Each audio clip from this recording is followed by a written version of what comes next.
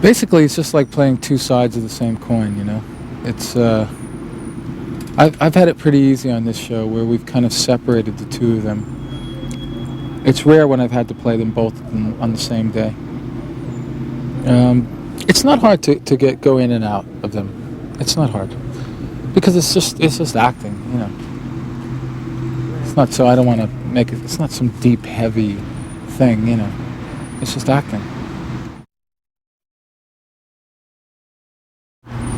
Well, the fact that in the first, that I had to read it twice and that to try and understand it, and that I was confused in the first part, and then in the middle part I was suspicious of everybody, and then in the third part I started to truly understand what the story is about, you know.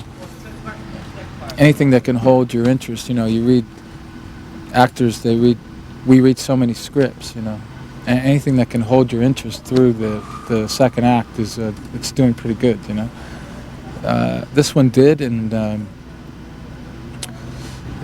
it took a little time to figure out how I might approach it if I was going to play it. But once I got confident with it, I kind of understood the whole story better.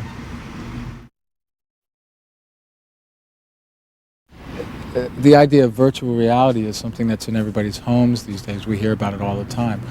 But that's not what this film is. You know, this film isn't about virtual reality. This film is about, to me, it's about trying to have something that you can't have. And when you think you know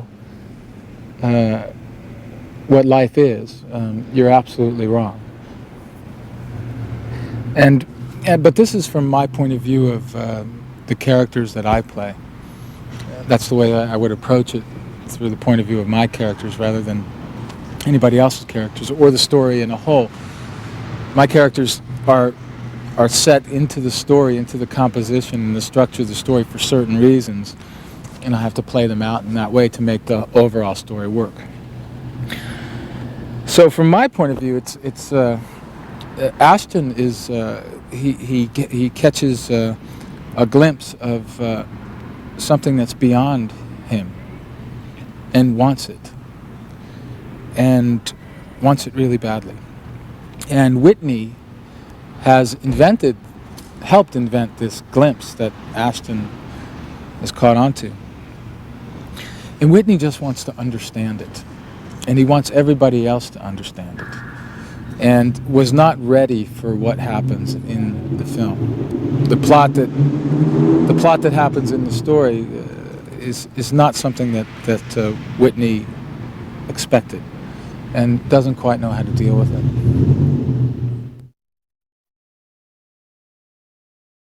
I had one scene, yeah. That's a man where you just look into his eyes, and all you have to do is basically look into his eyes, and you get what you want. You get what you need, you know, from him. He's got this amazing quality about him, you know.